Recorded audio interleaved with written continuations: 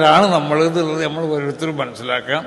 ആ നിലയ്ക്ക് ആരിൽ നിന്നും അപശബ്ദങ്ങളോ അല്ലെങ്കിൽ ഈ കാണുന്ന കൂട്ടായ്മ ഉണ്ടല്ലോ. ഇപ്പോൾ ഇവിടെ ഈ സദസ്സുകൾ നോക്കി, ഇവിടെ ഞാനുണ്ട്, MT ഉസ്താദുണ്ട്, പാണക്കാടുള്ള തങ്ങന്മാർ, കുറേ തങ്ങന്മാർ പാണക്കാടുള്ളവർ ഇവിടെ ഉണ്ട്, കുമ്പുള്ള തങ്ങന്മാരുണ്ട്, മറ്റുള്ള ഉസ്താദന്മാരുണ്ട്. ഇവിടെ രാഷ്ട്രീയ മേഖലയിൽ പ്രവർത്തിക്കുന്ന പല രാഷ്ട്രീയ കക്ഷികളിലുള്ള പ്രവർത്തിക്കുന്ന ആളുകൾ ഇവിടെ ഉണ്ട്, മറ്റ് പല പ്രമുഖ വ്യക്തികളൊക്കെ ഉണ്ട്. ഇതൊക്കെ നമ്മളൊരു കൂട്ടായ്മയാണ്. ഈ കൂട്ടായ്മക്ക് ഒരു നിലക്കുള്ളതായ പോറലും നമ്മളിന്നുണ്ടാവാൻ പാടില്ല.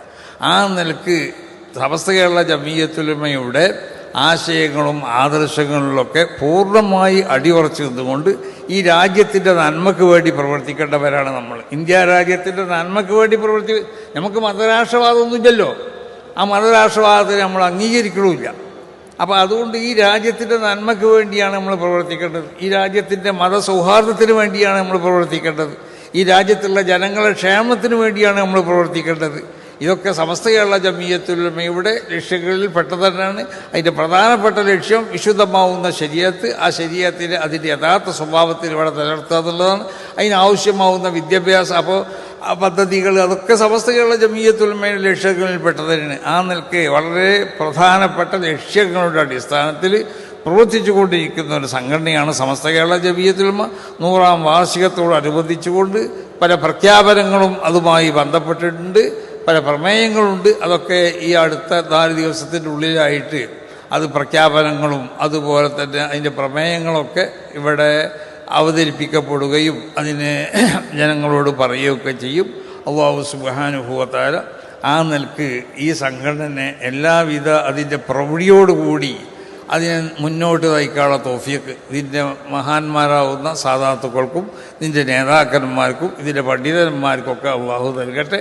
നമുക്കൊക്കെ അവരൊക്കെ പിന്നിൽ നിന്നും കൊണ്ടിട്ട് ഈ സംഘടനയ്ക്ക് വേണ്ട എല്ലാ ശക്തി നൽകാനുള്ള തൗഫീഖും അള്ളാഹു നൽകട്ടെ.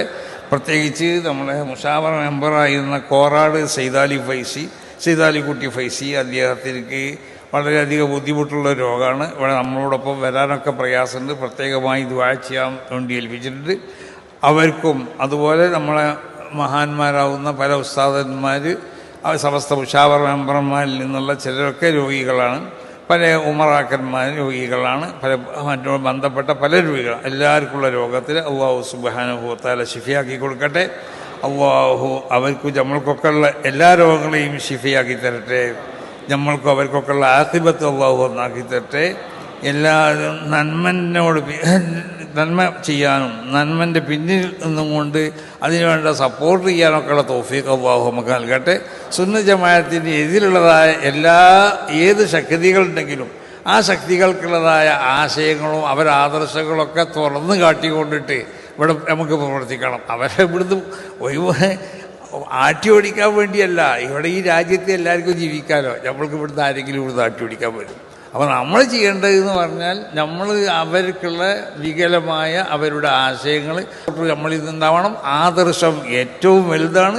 ആദർശത്തിനെ ശക്തിപ്പെടുത്തണമെന്ന് എല്ലാവരോടും ഓർമ്മപ്പെടുത്തിക്കൊണ്ടിട്ട് അല്ലാഹു സുബ്ഹാനഹു വ തആല ഈ മജ്ലിസിനെ ഖബൂൽ ചെയ്യട്ടെ.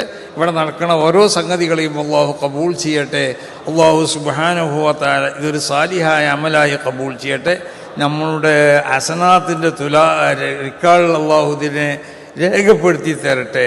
ഈ സംഗമത്തിന് അല്ലാഹു വിജയിപ്പിച്ച് തരട്ടെ. ദീനിൻ്റെ ആ പ്രൗഢിയും അതിൻ്റെ പ്രഭയൊക്കെ ഇവിടെ പ്രകടമാക്കണ നിലക്കുള്ള വലിയ ചരിത്ര സംഭവമാക്കി തീർക്കാനുള്ള തൗഫീഖ് അല്ലാഹു നമുക്ക് നൽകട്ടെ.